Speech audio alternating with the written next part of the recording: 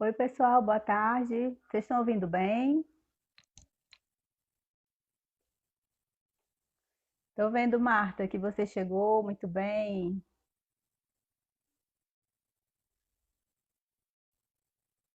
Ine.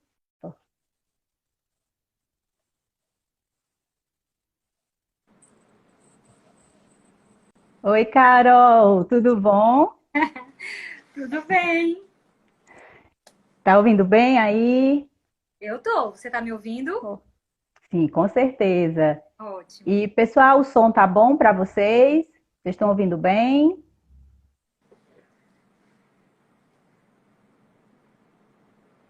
Confirma aí se tá ok. Pronto, a Victoria aqui, Regina também já confirmou. Laís, perfeito. Eu tenho fone. Tá tudo bem sem fone? Tá, para mim eu tô ouvindo direitinho, Carol. Certo. É porque eu gosto mais de colocar o fone, porque aqui fica, às vezes passa um caminhãozinho, tem um barulho externo, né? Aí eu prefiro, Certo. né? E aí, gente, a gente combinei com a Carol da gente começar exatamente às 17h30, em ponto nós vamos começar, né, a nossa live. Para mim, é a primeira experiência, é a primeira live que eu faço. Confesso que eu estou um pouco assim tensa, né? E também a pessoal que eu conheço, a turma que eu conheço, assim, com muita expectativa, né? Mas vai ser uma conversa muito boa, porque a Carol, uma pessoa assim, que tem uma fala maravilhosa. A primeira vez que eu conversei com ela, a gente conversou quase que 2 horas, né, Carol, só sobre neurociência, sobre aprendizagem. Foi uma troca muito legal. E depois, na segunda conversa, foi mais ou menos 1h30 e a coisa fluindo assim maravilhosamente, né? Então a gente já vai iniciando, né? Já deu horário, estou vendo que já temos já 31 pessoas, já 33 agora, e a gente já vai já iniciando. Queria dar boa tarde a todos que estão aqui, que entraram para a live. É mais uma live patrocinada pela ABPP, Seção Ceará, e faz parte de uma série. E essa série é a de Saberes em Pauta. Então, hoje a gente vai conversar sobre neurociências. O que a neurociências pode nos ajudar na nossa prática psicopedagógica. E nada melhor, nada mais assim providencial do que a gente está aqui com a Carol, não é? Eu vou me apresentar para vocês. Eu sei que vocês já viram no post, mas talvez alguém não me conheça. Eu sou a Andréa. Eu faço parte da BPP como associada e estou como diretora secretária nessa gestão de 2020 até 2022, né? Juntamente com a nossa querida presidente Luciana Ben Portela. E a Carol, no caso, ela já é psicopedagoga, não é? Associada também, tem uma vasta experiência na educação e também ela é neuropsicóloga, né, Carol? Tenho Neuropsicóloga, tem especialidade. especialização, né? Isso. E também é graduanda em psicologia. E também uma amante de neurociências, né? Uma estudiosa. Então, eu queria, Carol, pedir que você falasse um pouquinho, né? Como é que foi esse teu encontro com a neurociências? Como é que vocês se encontraram? Como é que foi esse amor, né? Como é que foi tudo isso? Como isso aconteceu na tua vida? Primeiro, também agradecer muitíssimo a você, né, que a gente se conheceu agora, Uhum. em nome da BPP também, das meninas, Luciana, Kelma, as meninas, a Isabel, pessoal que eu tenho contato e muito carinho. Quero agradecer também pela oportunidade de passar um batom, colocar anéis, porque Verdade. ultimamente o ofício é lavar louça. Então, assim, É, tô adorando também essa oportunidade, que né? bom. Quando você, né, quando a Luciana me trouxe a possibilidade de ser esse tema, é claro que eu amei, porque é um tema que eu tenho realmente um desejo de estudar. Eu não sou neurocientista, porque eu não sou exclusivamente pesquisadora, né? Então, assim, eu não me debruço a essa ciência, mas eu sou uma curiosa, né? Principalmente para correlacionar esses conhecimentos da neurociência à minha prática, né? E aí, assim, eu adorei o convite, o tema. E aí eu ainda pensei assim, ai, que bom que vai ser um tema que a gente vai falar sobre outra coisa, né? A gente vai sair um pouquinho da pandemia, mas não teve jeito. É, Eu ainda articulei isso aí. E a neurociência, ela vem explicar também, né? Por que que a gente está o tempo todo articulando, né, as ideias, né, o nosso conhecimento. E aí, assim, para eu falar como é que a neurociência chegou para mim, eu primeiro gostaria de fazer uma pequena provocação. Porque, assim, eu sou professora de vida, né? Assim, meu início começou na área de educação como pedagoga, né? Hoje não estou em sala de aula, apesar de amar o contato com pessoas. E há muitos anos atrás, logo no início do meu processo de educação como professora, algo muito forte em mim era o fato de não sou eu que falo e os outros estão ali para me ouvir. É uma troca. uhum. Quando foi colocada a possibilidade de estar aqui hoje, a primeira resposta que eu dei para a Lu foi assim, Lu, interessante seriam duas pessoas, porque é na troca que se constrói conhecimento, Isso. né? É na articulação das ideias. E aí, essa provocação que eu quero colocar, que é para a gente começar a interagir, o pessoal, que relação a gente pode estar fazendo da neurociência para o momento atual, né? Sim. Existe essa possibilidade de fazer, né? É possível? Respondam aí, gente, para a gente interagir. É possível? Podem comentar. Porque são os ganchos. A gente vai. Eu até preparei um esquema, porque se me deixar falando, eu vou embora. Né? É verdade. Você já viu. Você se empolga e você vai. Então, a gente precisa uma linearidade de pensamento. E Isso. algo muito forte que está para a gente agora é a supremacia da ciência no mundo. Né? Então, assim, quando fala qual a relevância da neurociência para a aprendizagem, para a psicopedagogia, eu vou além. Qual a importância da neurociência para o mundo? Né? Então, assim, nós hoje estamos obedecendo às orientações da ciência. Né? Nós É estamos na verdade. expectativa que a ciência nos responda a algo. Né? E aí, assim, quando eu vou também linkando com esse aspecto neurocientífico para interpretar o porquê que a gente está assim, tem também uma explicação a nível funcional, neurológico, que é a nossa necessidade de nos apoiar a algo que é certo. O que é que está mais afligindo a gente hoje? É a incerteza. Será que a gente vai voltar a trabalhar semana que vem? Será que é só daqui a 2 semanas? Será que é só julho? Meu Deus, estão dizendo que é só setembro. Sabe? Então, essa incerteza nos traz a ansiedade e a angústia. Então, a gente precisa se apoiar em certezas. E hoje, quem mais nos mostra algum caminho de certezas é a ciência, né? Então, assim, Verdade. aqui eu não estou trazendo que a minha verdade seja uma imposição para todo mundo concordar, né? O próprio tema diz o que a nossa neurociência pode contribuir para a psicopedagogia, né? Então, há hoje uma supremacia da ciência sobre todos nós estamos, né? Assim, em suas casas, sem movimento nas ruas, né? Nos protegendo para obedecer às orientações, né?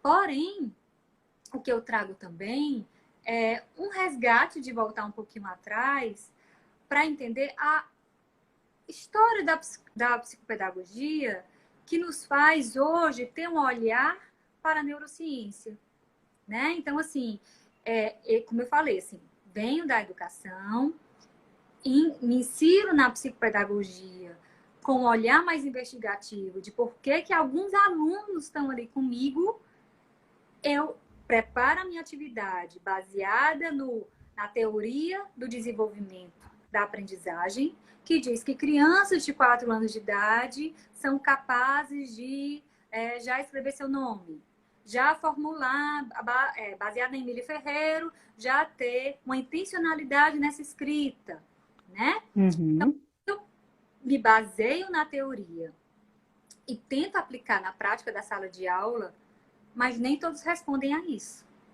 né? Você vê que toda sala, todos têm 4 anos, tá? Todos têm 4 anos. Uns fazem 5 no final do ano, outros fazem 4 no começo do ano, mas, de modo geral, todos têm 4.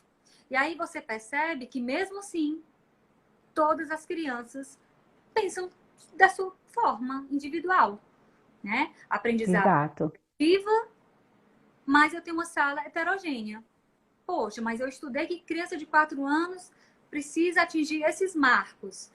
E aí, o que acontece que não está funcionando aqui? Aí vem aqueles questionamentos.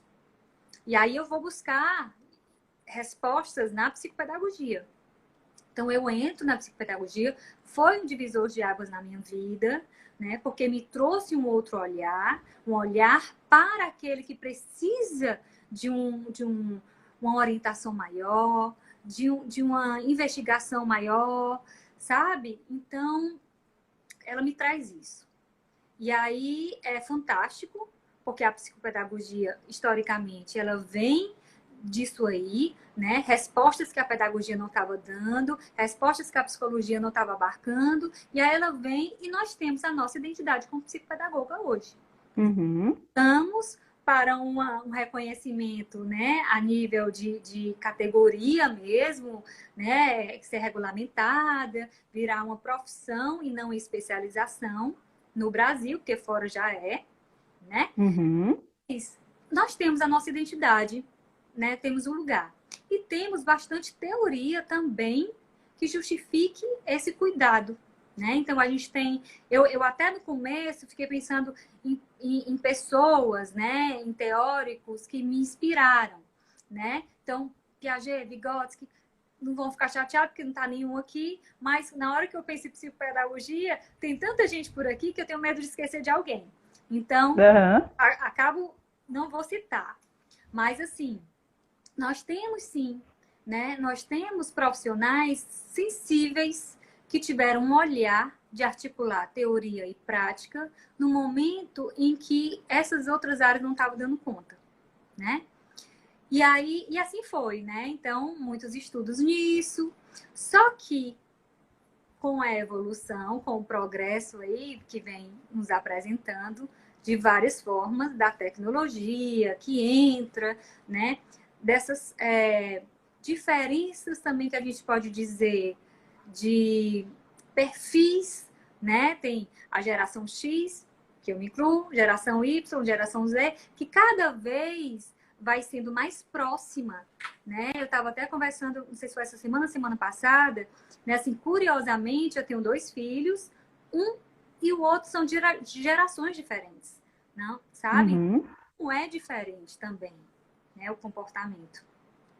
Mas aí, levando em consideração tudo isso, né? Quando ingressei na prática clínica como psicopedagoga, porque logo no início a minha busca era tentar entender aqueles alunos que estavam comigo e que eu não conseguia alcançá-los. E me questionava, será que sou eu que tenho que modificar a minha forma de me aproximar dele? Né? Será que tem algo que eu não estou conseguindo enxergar da família? Será que tem algo social aqui, dos vínculos com os alunos? Será que é um método da escola que não está batendo com o perfil dele? Então, vinha esses questionamentos, né? Vários serás, né, Carol? Hã? Vários serás, né? Isso, né? E acho que isso combina muito comigo. Porque, assim, quem está aqui, porque eu já me perdi, assim, apaga um pouquinho, também não tenho experiência com live, mas quem está aqui que me conhece bem, sabe que eu não me contento muito só com é assim porque é assim, sabe o Chicó? Aham. Aham. Não me contento, né? Então, assim, professores, eu não sei, eu divulguei com algumas pessoas que eu admiro e que eu, né, encho o saco, né? Porque quando eu não me contento, quando a ficha não cai, sabe? Quando a assimilação e a acomodação não acontecem assim, eu fico atrás até encontrar aquilo que Até encontrar, né? encontrar, né? Assim, nem tudo a gente vai resolver, né? Nem todos os problemas a gente vai conseguir solucionar, mas isso não impede que a gente não busque, não corra atrás, né? E aí, Isso. é, na psicopedagogia, era para isso, era para sala de aula, né? Mas aí começaram a me chamar a atenção o fato de eu me sentir um pouco insuficiente, porque eu estava mais voltada para os alunos que estavam com demandas maiores de aprendizagem do que os de perfil típico, né? Uhum. Estava me pulsando mais, me chamando mais para eu começar a pensar em atuar de outra forma. E aí, procurei a BPP, né, em 2010, resolvi ingressar efetivamente com a prática clínica. E quem foi minha supervisora, né, assim, nada mais, nada menos do que a Zéza Wayne. Só. E aí a Zéza, ela é fono, mas ela também tem graduação em biologia. E aí mal sabe ela que quando eu estava com ela, mal sabe não, eu acho que até uma vez eu comentei algo com ela sobre isso. Que quando eu estava com ela, discutindo, e aí ela me falava algo nesse aspecto mais de funcionamento cerebral, de área do cérebro responsável por determinada dificuldade, tá? Quando ela começava a citar isso, eu ficava mais curiosa, tentava puxar dela, mas aí ela ia ficar me dando aula de neuroanatomia e tudo, então a gente voltava para o caso em si e tudo. Só sei que teve um momento que eu até falei assim, poxa, Zé, eu acho que todo psicopedagogo deveria conhecer de biologia. Por que, que a gente Uhum. tem? Por que, que a gente não tem conhecimentos acerca de farmacologia?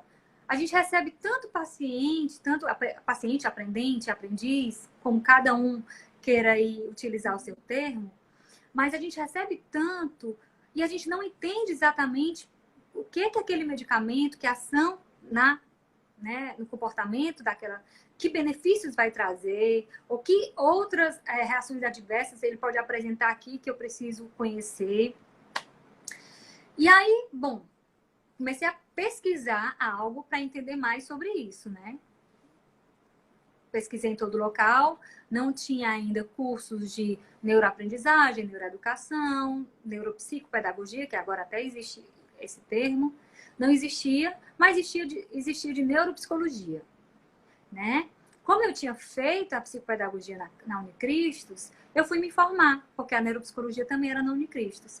E foi nesse período, de 2011, né? Uhum. E aí, quando eu fui buscar informação como é a graduação em pedagogia, mas eu realizei não sei, né? Fui considerada um bom aluno em psicopedagogia, viram que eu poderia ingressar na neuropsicologia e também ainda não tinha sido vetado profissionais de outras áreas que não fosse exclusivo da psicologia cursar neuropsicologia. Não era, na época, exclusivo.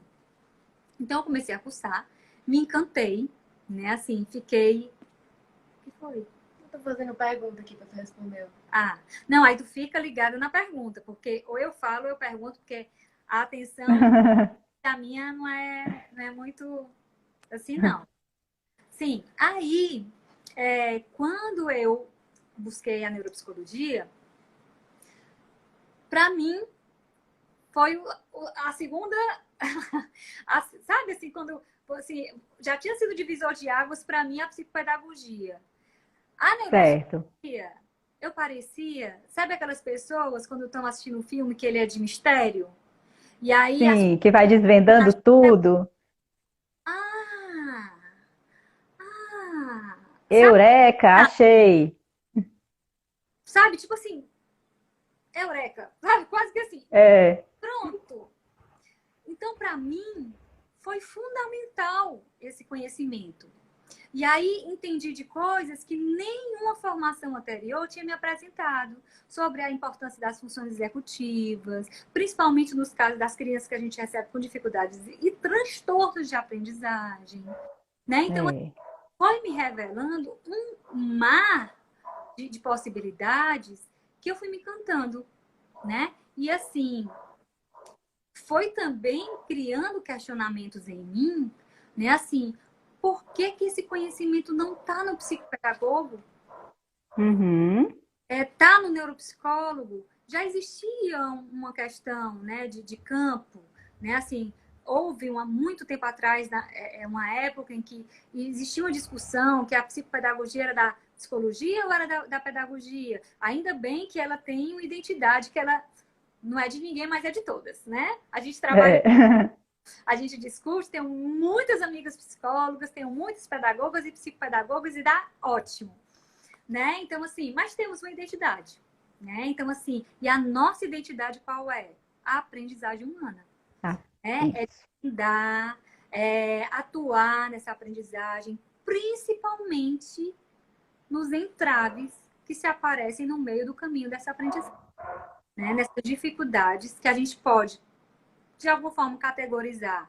São questões de dificuldade, de manejo, de orientação de família, de orientação para troca de espaço escolar, porque às vezes não Uhum, é aluno, que eu tenho vários casos, se for nesse aspecto para dizer, e de sucesso nessa troca, né? Será que é de vínculo? Precisa mudar de turma, mudar de sala, trocar de turno? Será que é isso? Será que é aquela uhum, hora que não está chegando junto? Será que. Entende? Esse será é. fica a cargo das questões de dificuldade de aprendizagem. Mas e os transtornos? Né? Nos transtornos, a gente tem muito claro em manuais, né? O DSM, né? Assim, a gente tem Aham, a nosso livre acesso, sinais e sintomas, né? Então, a gente isso. recebe uma criança para avaliar, tem os sinais, tem os sintomas, a gente avalia, faz nosso relatório, encaminha para o neuro, para o psiquiatra, né? E aí ele fecha o diagnóstico ou exclui. Não é aquilo que a gente estava supondo, porque existe essa possibilidade. Uhum. Só, será que é só sinais e sintomas? Como é que funciona isso? Como é que acontece, né, a nível neurobiológico? Né, assim, dislexia, os sinais são esses, os sintomas são esses, dá para fechar o diagnóstico? Tá. Mas por quê? Mas como é que acontece lá, no cérebro? Como é que acontece lá dentro, né? Como é essa dinâmica, né, Carol? Neuronômico, exatamente. Exatamente. Exatamente.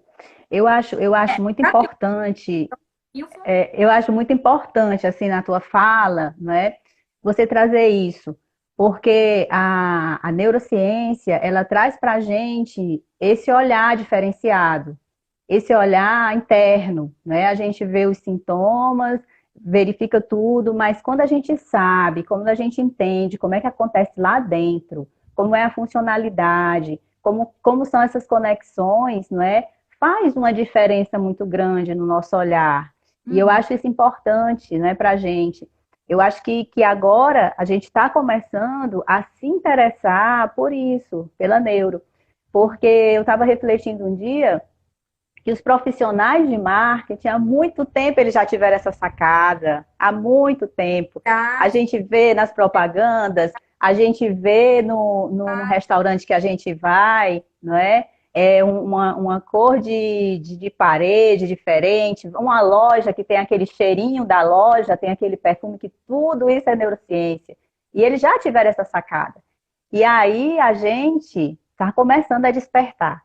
E realmente a neurociência ela traz para a gente esse novo olhar, esse olhar diferente para aquele ser humano. Não deixamos de vê-lo como um ser humano, não é? Mas entendemos mais como funciona ali dentro, né?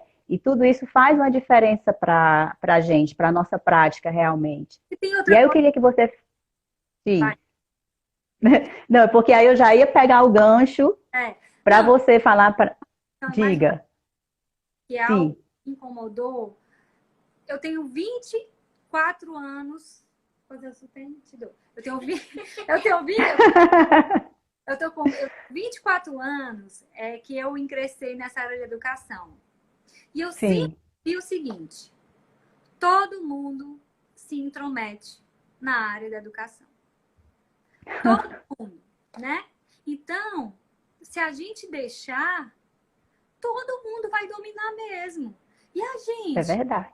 Esse É, lugar é nosso. Então, a gente é que tem isso, assunto, né? Então, assim, tem coisa isso. melhor do que você trocar ideia com um neurologista e você entender o que ele está dizendo. Apesar que tem um neurologista que eu sigo, assisto as lives dele, eu fico perdidinha, porque ele fala muito difícil. Mas a gente, Aham. né? Então, assim, eu acho que o mais importante é a gente tomar pra gente. E a gente não a gente investindo conhecimento na neurociência, a gente não vai reduzir a pessoa, o sujeito ao biológico. Isso, A gente isso. acrescentar um olhar. Eu vejo como filtro. Eu utilizo ele como um filtro que vai me mostrar além daquilo que aparentemente o comportamento não está me mostrando. Por exemplo, quando a gente estuda Piaget, Vygotsky, Vallon, Erik Erikson, Bandura, enfim, essa enormidade de profissionais maravilhosos, né, que se dedicaram a observar e a criar teorias sobre o desenvolvimento humano e da aprendizagem, certo? Quando a gente está estudando, a gente olha a teoria, observa a aprendizagem, meu Deus, é exatamente isso, certo? Só que eu suponho que se eles estivessem aqui com a gente, eles também estariam na área da neurociência. Com Porque certeza. é uma, né? Então, assim, Com Freud, certeza. né, que se dedicava a estudar o inconsciente, ele não ia se beneficiar da neurociência, porque quando eu trouxe no comecinho, né, não estou trazendo verdades absolutas, mas estou trazendo a minha verdade, que pode fazer sentido também para muita gente. Uhum. Então, assim, quando eu trouxe no início sobre a relevância hoje da ciência para o mundo, né, que a gente está submetido ao que eles vão trazer, torcendo para eles acelerarem a possibilidade de uma cura, de uma vacina, né? Então, assim, a gente está na expectativa deles, né? Então, quando eu digo isso, eu digo também aliado à tecnologia. Porque se não fosse a tecnologia, talvez a gente não tivesse essa neurociência que nos mostra como esse cérebro humano funciona através do computador, através de Isso, ressonância magnética funcional, que eu consigo isso. exatamente no momento real, né, em tempo real, os sentimentos que estão aparecendo naquela pessoa. Então, áreas vão se conectando, vão sinalizando para mim, né? Então, assim, eu acho isso fantástico e eu acho que só tem a acrescentar ao meu trabalho como psicopedagoga, né? Então, Isso assim, mesmo. muitas vezes, quando a gente está estudando a neurociência, ela não vem discordar do que Piaget, Vygotsky, Vallon, todos eles vieram falar para a gente. Na verdade, muitas vezes ela vem confirmar, só que ela nos mostra de Isso. uma forma, né? É, Valida exatamente. aquilo que eles viram, né? Então, assim, Exatamente. viram um comportamento e a gente visualiza o cérebro, né? Reagindo a comportamentos e muitas vezes o comportamento sendo resposta de ações, né, neurobiológicas. Exatamente. E a gente vê o quanto foi fundamental essa observação deles e o quanto foi profunda. Porque hoje a gente consegue, com a tecnologia, verificar internamente. E eles conseguiram ver através da observação, não é? E hoje essa tecnologia confirma justamente muitos dos dados que eles levantaram, que eles trouxeram. E isso é fantástico. E aí eu concordo plenamente com você que se eles estivessem agora, no nosso momento, eles seriam com certeza neurocientistas. E estariam aí trabalhando com grande profundidade, né? Hum? Agora, Carol, É importante, assim, nas literaturas que a gente lê, nos artigos que a gente lê, não é? Sempre mencionam sobre as funções executivas e sempre destacam três funções executivas primordiais para a aprendizagem, não é? Que seria a memória operacional, não é? Seria a flexibilidade cognitiva, né? E também o controle inibitório. O que você traz para a gente sobre as funções executivas, sobre essas três funções que são destacadas em todos os artigos ou literaturas ou livros que chega até a gente? É, o aspecto das funções executivas, eu vou até mostrar, eu separei aqui uns livros para mostrar, por isso que eu vim bater aqui, Joia, joia. certo? Então, assim, tem esse aqui, que se chama A Invenção Humana. Se alguém quiser, Uhum, né? Ele foi escrito por uma neurocientista brasileira, ela não mora aqui, Suzana Herculano. Ela é uhum. já teve quadro no Fantástico, ela já foi pro Roda Viva e tal. E ela que traz, né, assim, a maior pesquisa dela mostrando os 86 bilhões de neurônios, né, que temos no cérebro. E Fez a contagem, né? a contagem. E aí, no livro dela, ela desmistifica algumas coisas que a gente pensava no passado, que é isso que também é Sim, fundamental da neurociência, porque a gente está aqui conversando sobre neurociência. Eu não acho que ela seja tão nova. Não, eu não considero. Ela é nova, né, assim, em termos gerais, mas tem muito livro sobre neurociência. Há, no mínimo, 1970, Lúria, né, apresenta os estudos de neuropsicologia. uhum. Sim, neuropsicologia é um termo que ele é sinônimo de neurociência cognitiva ou neurociência do comportamento, certo? Só para colocar isso aí também. Porque neurociências, o nome é com plural mesmo, é no plural mesmo, porque nós temos várias, né? Tem neurociência afetiva, que vai colocar os estudos voltados para as respostas emocionais, né? Motivação. Tem a neurociência cognitiva, que é a do comportamento, a neuropsicologia, que vem falar sobre as funções cognitivas superiores, né, que entra as funções executivas, e aí eu vou entrar mais sobre isso. Tem a neuropsicofisiologia, que eu estou estudando agora sobre isso, né, um desafio para mim, que é uma outra área, que vem trazendo também com o gancho da tecnologia a possibilidade do neurofeedback, né? Do biofeedback, do neurofeedback. Então, a gente tem várias, né? A neuromodulação, que é através da ressonância magnética, né? Dos computadores, a engenharia, né? Neurociência da engenharia, que é a robótica aliada, né? Ao cérebro, as respostas, que você pode fazer esse link. A neurociência da cultura, que ela é fundamental para a gente conhecer também, né? Assim, nós aprendemos no aspecto filogenético que a gente traz, né? Assim, tanto na história da nossa humanidade, na nossa evolução, né? Que aqui no livro também traz sobre isso, né? O aspecto ontogenético, que é a minha história de vida individual, que aí Uhum. sempre entrou muito, que é a subjetividade, né? Assim, quem são esses pais? Como é a condução dessa família? Que valorização essa família dá à educação e à aprendizagem? Quais são os vínculos dele? Né? Então, onde estamos inseridos, né? Na cultura, né? Então, assim, e como ela interfere cognitivamente na gente, né? Estava com a Camille hoje mais cedo, e a gente estava discutindo exatamente isso, né? Assim, os endogrupos, né? Assim, a identificação dos grupos, estereótipos, enfim, tudo isso a neurociência ela vem nos apresentar, né? Como isso influencia no nosso cérebro, onde a gente está inserido. E aí nesse livro Uhum. ela vem trazer aspectos das funções executivas e o aspecto de evolução, né? De como chegamos até aqui. E na hora que ela traz esse aspecto de evolução, que eu achei assim fantástico a descoberta dela, né?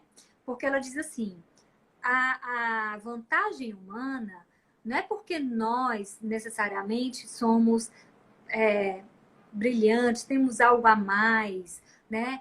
O que é que ela diz? Ela diz que teve um marco, que foi a descoberta do fogo. Que a partir desse, Uhum. né, a gente passou a cozir, né, os alimentos, comer alimentos cozidos e assados, e isso facilitou a digestão, e isso o ser humano teve mais tempo para se dedicar para planejar, para organizar, né? E isso foi desenvolvendo as funções executivas, que são exatamente isso, são habilidades que nós temos, que fica na região frontal, pré-frontal do nosso cérebro, que é a área mais refinada, né? E que é a área que nos controla, como você falou, controle inibitório. Controle inibitório é aquele que só controla o que eu digo, ou ele controla também o meu pensamento, né? Na hora que a gente está aqui Uhum. conversando, pode ser que meu pensamento me puxe para outros, né? E eu tenho que inibir aquele pensamento para não me distrair e eu ficar focado, Isso, né? Na atenção seletiva, na atenção sustentada pelo que a gente está conversando aqui, né? Então, isso. assim, traz essa evolução e a importância das funções executivas para a vida social. E aí eu fico me lembrando de situações da vida, né? Sim. Quando a gente está diante de uma criança muito pequena, e aí a gente, por exemplo, vai para o aniversário dela, e aí a gente compra um presente e leva. Aí a criança abre e diz assim, ah, já tem. Aí a toda errada. Ai, desculpa e tal. Aí a gente responde o quê? Não, a criança é sincera, é verdadeira. É.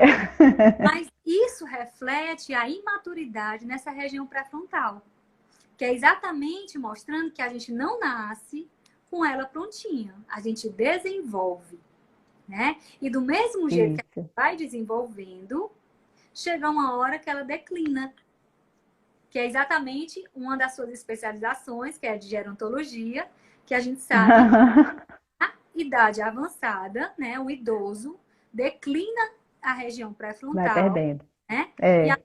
gente diz, a vovó tá tão inconveniente. É, exatamente. Depois que a gente estuda, a gente entende por que que ela fica, né? Inconveniente. Por isso é que eu acho o máximo a gente conhecer da neurociência, porque a gente vai entender É, a vida, né? Vai pegando a contribuição que ela tem para mim, para o meu trabalho, para o meu olhar no meu trabalho, para a minha vida, né? isso. E aí a gente percebe também que intuitivamente e por estudos sociais, né? Porque assim, a sociologia ela sempre fez parte, né, da história em termos de conhecimento da nossa sociedade. E aí ela põe que o sujeito com 18 anos, ele é maior de idade. E a maioridade plena é aos 21, né? Coloca assim, mas aos 20 Uhum. já, 16 já vota, mas 18 já pode dirigir, né? Já pode votar, efetivamente é obrigado a votar, porque é um adulto, ou seja, ele é responsável pelas próprias atitudes. Ele já tem o córtex pré-frontal amadurecido, né? Se espera que até os 21 anos, 25, vamos esticar, porque cada vez mais, né, a adolescência está aumentando. É, Se espera isso. que seja responsável pelos seus atos. Então, assim, isso é devido à maturidade dessa região pré-frontal, que são as funções executivas, né? E aí, Exatamente. várias habilidades que a gente tem que desenvolver, né? Assim, que ela nos beneficia, né? A função executiva nos beneficia a ter resiliência, né? Hoje em dia, se a gente não ter, você até falou a palavra, flexibilidade. Se a gente não tiver flexibilidade, a gente fica preso no apavoramento, né? Isso. Porque isso, né? Assim, ontem, foi hoje? Foi ontem que eu fui com a minha filha no supermercado e a gente queria um que fosse mais vazio e tal. E aí a gente, ai meu Deus, que tristeza, tudo vazio. Aí eu falando para ela que eu fico muito sentida, né? Com o que está acontecendo. Aí ela disse, mas está ruim para todo mundo, né? Então, assim, é o se colocar no lugar do outro, né? Essa capacidade É, de colocar no lugar do outro, né? Assim, é a flexibilidade de ver, de repente, a oportunidade, porque aí na hora que eu passei pela loja, tinha uma placa delivery e tinha o telefone da loja, né? É uma saída pelo outro caminho, porque senão a gente fica exatamente. no mesmo erro, né? E Uhum. para a gente avaliar quando chega um paciente para a gente, chega um aprendiz, né, para a gente, um aluno, uma criança, né? A gente avaliar isso. Será que ele consegue pensar de outra forma? Ou ele Exatamente. no mesmo caminho e errando porque por essa incapacidade de olhar de outra forma, né? Aí, Pensar fora da caixa, né? exatamente. A questão atencional, né? Assim, será que a gente só tem uma atenção? Será que a atenção é só essa que a gente está aqui? Tem a atenção que ela é espontânea, tem a atenção que ela é exigida, que você me pede, né? Então, assim, a atenção espontânea é aquela que isso que a gente está fazendo pode me dar o maior prazer. Né? Eu até falei, motivação, coloquei anel, coloquei batom. Verdade. É um assunto que eu adoro falar, né? Assim, mas a gente pode pensar também que a minha motivação não pode estar aqui e pode estar interna. E aí eu fico o tempo todo no mundo da lua, né? Eu fico o tempo todo voltada à atenção que está dentro de mim, né? Então, assim, Isso. tem a atenção dividida, que é a gente está aqui, ó, conversando e tentando dar conta das mensagens que estão aqui, né? A atenção alternada, né? Eu já abri, porque eu queria ler um negócio para vocês aqui. O computador voltar e não perder o meu raciocínio. Eu dar, Exatamente. mesmo que eu, né, mude. Enfim, é entender disso, né? Das memórias, né? A gente tem memória de curto prazo, de longo prazo, né? Para que serve a memória operacional, que é a de curto prazo, que faz parte das funções executivas, né? Isso tem uma função Isso. importante para a gente avaliar numa criança, né? Assim, tem um aspecto emocional, a gente jamais vai excluir isso aí, né? Principalmente quando a demanda ela não está aqui fora, na minha exigência. Eu sei que eu tenho que ler um livro, mas eu não consigo ler o livro, né? Então, o aspecto emocional e motivacional, ele está bem implicado nisso aí. Exatamente. Quais são as motivações, né, que se tem para? Por que Uhum, que eu sou motivado para? Eu acho uhum, interessante também na tua fala, aí quando você falou do adolescente, dessa questão do desenvolvimento do pré-frontal, né? E aí a gente sempre ouviu na adolescência, tá agindo assim porque são os hormônios, a culpa era dos hormônios. Mas quando a gente passa a estudar realmente sobre neurociências, a gente entende que é uma transformação que está realmente acontecendo ali no pré-frontal, no cérebro, e que é o adolescente que ele está no meio, saindo de um momento de criança para ir para um momento de adulto. Então, essa transição, né, gera todo esse movimento. E antes hormônio é o hormônio, não. Realmente é o que está acontecendo ali no cérebro, todo aquele movimento, né? E questão aí também, neuronal, né? como? Que cortou? A poda neuronal. Poda, exatamente, que é muito importante. É importante também quando a gente estuda, né, Carol, sobre neurociências, a questão das janelas de oportunidade, a primeira janela de oportunidade que acontece na primeira infância, depois vem outra janela de oportunidade que acontece na adolescência, né? Então, tudo isso é muito importante. E aí, eu queria também que você trouxesse um pouco das suas reflexões, né, sobre essa tão falada plasticidade cerebral, né? Que hoje se fala tanto, o cérebro é plástico porque ele muda e realmente tem toda essa mutação. A gente tem vários exemplos também de plasticidade, né? De pessoas que, por exemplo, sofreram um AVC. Já vai trazer outra dica, né?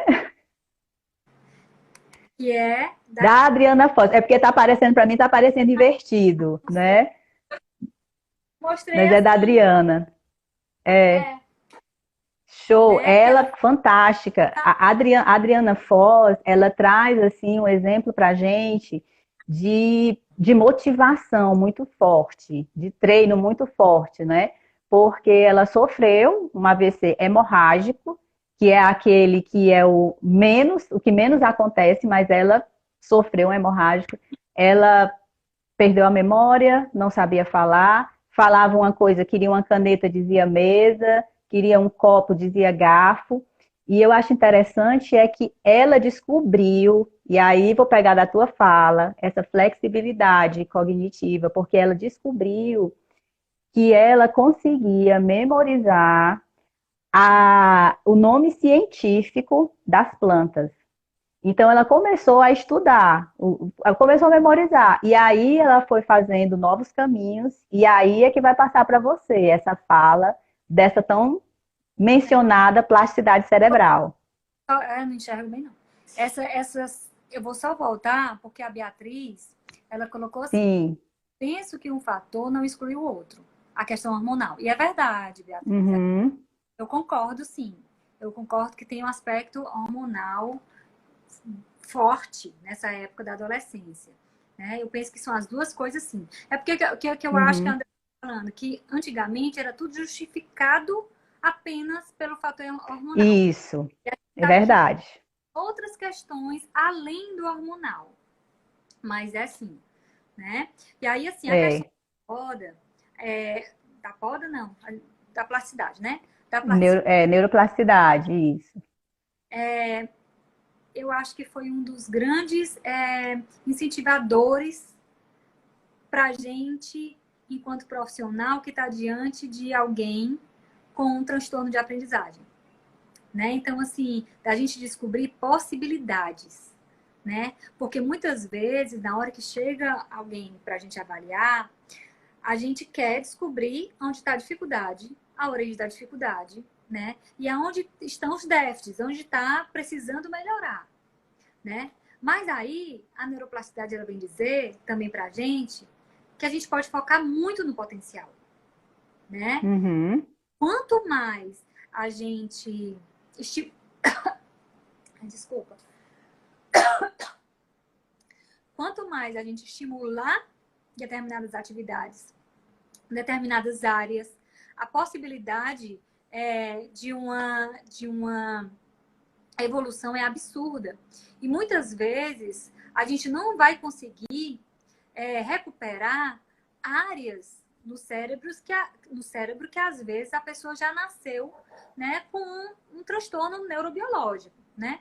Mas a gente Uhum. vai traçar outros caminhos neuronais, né? E aí isso é importante para a gente pensar muitas vezes que a gente recebe alguém que tem uma dislexia, né? Tem um diagnóstico de dislexia. E aí a gente começa a perceber que é uma criança super criativa, né? Uhum. É outro caminho que o cérebro vai fazer para compensar e ele pode ser brilhante naquilo ali, né? Assim, eu não sei, eu não conseguia acompanhar todo mundo que entrou aqui, mas eu acho, né, que a mãe de uma garota que eu atendo está aqui e ela recebeu o diagnóstico de déficit intelectual. Mas aí a gente sabe que o déficit intelectual ele tem grandes prejuízos no aspecto abstrato, Uhum. né? Mas a gente tem que analisar também, pesquisar no que a criança tem de possibilidades para a gente estimular isso, né? E é uma criança que tem uma capacidade social muito boa, né? Assim, uma capacidade espacial, né? Assim, eu trabalho num prédio comercial que são de 2 torres, né? E estaciona no subsolo.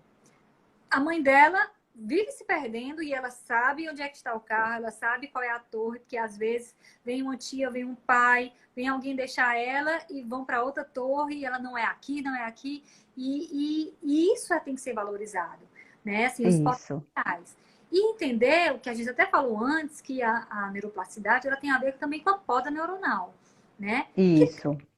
como tudo, os dois lados, né? Então, assim, a gente tem que aproveitar o lado positivo dela, que é, vamos traçar caminhos, porque, assim, realmente a gente vai perder neurônios e algumas redes que não estão sendo utilizadas. E o que é que a gente tem É. que focar? Em fortalecer aquelas que têm uma função para a nossa vida, né? Tem Isso. um benefício para a gente. Isso mesmo, isso mesmo. Esse é o caminho, a gente perceber essas habilidades, não é? e fazer esse reforço, né, nessas habilidades que encontramos, porque eu parto do princípio que todos temos habilidades. E aí a gente tem que ir trabalhando e valorizando isso, faz parte da nossa prática psicopedagógica, né?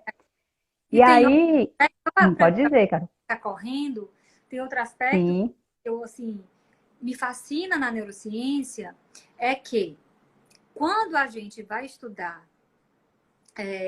o aspecto de desenvolvimento, a gente vai numa linha um pouco linear, no sentido de os marcos do desenvolvimento, que é muito importante Uhum. para a gente se basear, para saber se aquela criança que chega para a gente, ela está próximo ou ela está distante daquilo que a gente espera com uma criança daquela idade, né? Sim.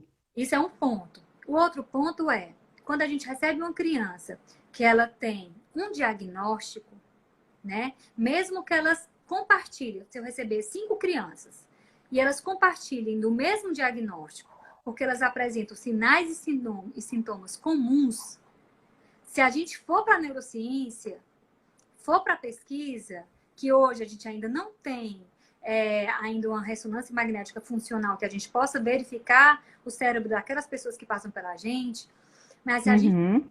dá, é diferente, cada uma. Então a neurociência, É ela verdade.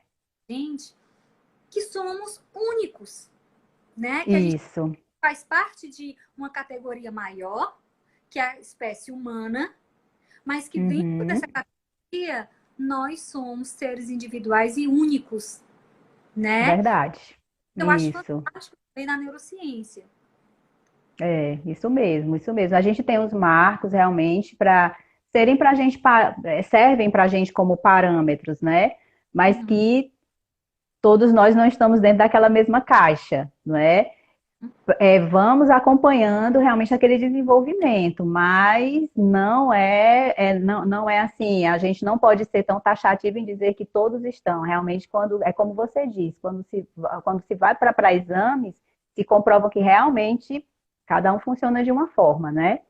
E Carol, eu queria também que você falasse um pouco, porque me surpreendeu saber que você era escritora, que você tem 2 livros, né, que você escreveu, que aí é Laís, uma sonhadora feliz, Luiz, um pimenta feliz, Vou pegar. né? E Tem aí tempo? Tem tempo? tem, a gente está ainda com uns 10 minutinhos ainda, Carol. Não, vou só mostrar a capa. Eu acho até que vocês divulgaram, né? Foi feita uma divulgação. Essa daí é da Laís, uma sonhadora feliz, né? É. Então, assim, a história da Laís, né? A Laís, ela é uma menina que ela recebe o diagnóstico do TDAH e o Uhum, TDAH dela é predominantemente desatento. Então, ela sim, apresenta coisas específicas de uma criança predominantemente desatenta e como na literatura traz que geralmente quem tem esse predomínio são meninas, então eu quis ilustrar dessa forma. E aqui joia. é o Luiz, que ele recebe o diagnóstico de TDAH também, só que o predomínio dele é de hiperatividade e também, como Hum, traz que os meninos são mais hiperativos, né? Então eu quis desenhar um pouquinho a história deles dois.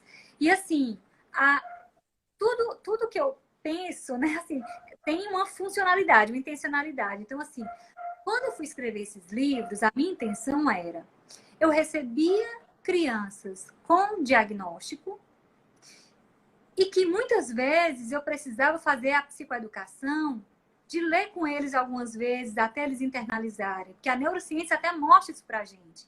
A gente vai compreender quando a gente se bastar, senão a gente vai ter que rever de novo. Por isso que crianças pequenas assistem várias vezes filmes, porque tem a questão da previsibilidade, saber o que é que vai acontecer depois, e também tem porque elas internalizam aquilo, né? Então, verdade. muitas vezes eu fiz esse livro para que eles compreendam bem, né? E às vezes me surpreende também, como já aconteceu comigo aqui, de eu estar Sim.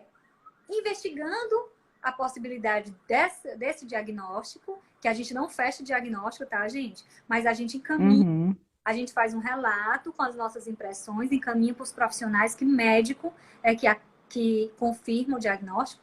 Então, algumas vezes eu estava bem desconfiada, e aí eu apresentava, vamos ler a história desse garoto aqui? E aí, muitas vezes me surpreende, porque eles olham e desconfiam que eu estou falando é deles, né? E aí Eu você imaginei que acontecesse assim, Carol. que olhou para mim, aí ele olhou para o livro, leu, todo dia quando terminou, ele olhou para mim e falou assim, tu quis mudar o nome, né, para não dizer que sou eu? Então, assim, ele... E eu amo por isso, né? Porque tem uma Aham. função do livro que é dessa identificação, dessa Isso, analisar, entender o que é que está acontecendo. isso.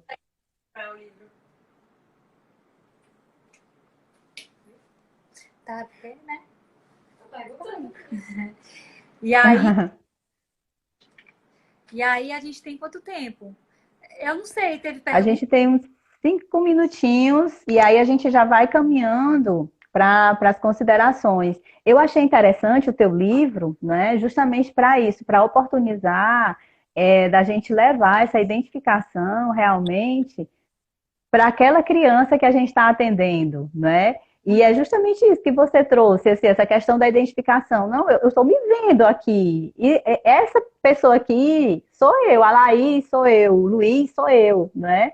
E isso é Exatamente. muito interessante, É. porque você traz de uma forma lúdica tudo aquilo que aquela criança passa, que aquele aprendiz, aquele aprendente está passando. E isso é fantástico, Uhum. fantástico mesmo, né? Gente, eu E vou, aí, quando terminar a oi, live, Carol. a gente coloca o contato para adquirir o livro, tá bom? Eu coloco. Sim, pronto, a gente também pode colocar na associação, né, no grupo da associação do WhatsApp, tá? E aí, eles têm uma pessoa dizendo aqui, a Lívia, beleza, tá dizendo que a Laís sou eu. Se identificou. Thaís. A gente acaba se identificando com algumas coisas, né? E aí, Carol, assim, a gente tem, eu acho que deve ter uns 5 minutinhos ainda, e queria oportunizar você, as suas.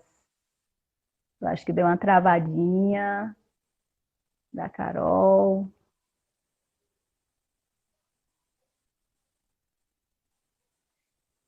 Vamos esperar um pouquinho, ver se a Carol retorna.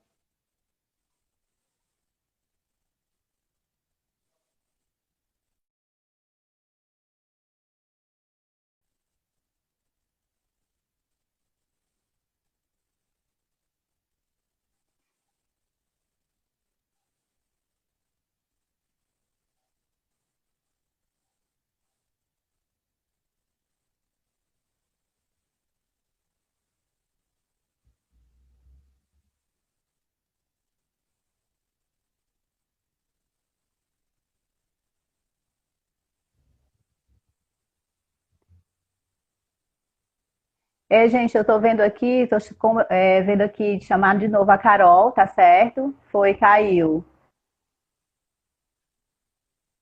Tô chamando novamente aqui a Carol, esperando aqui que ela aceite.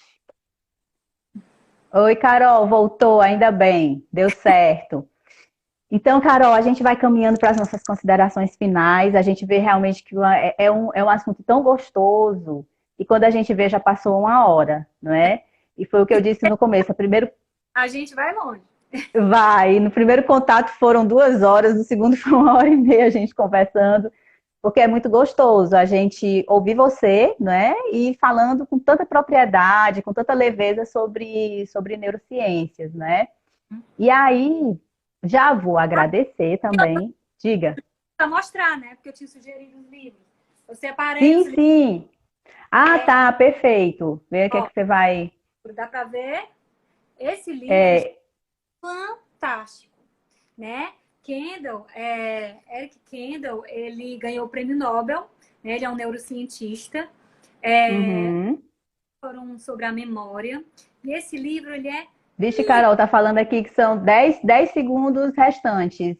Eu vou tentar fazer o seguinte: a gente para um pouquinho e volta.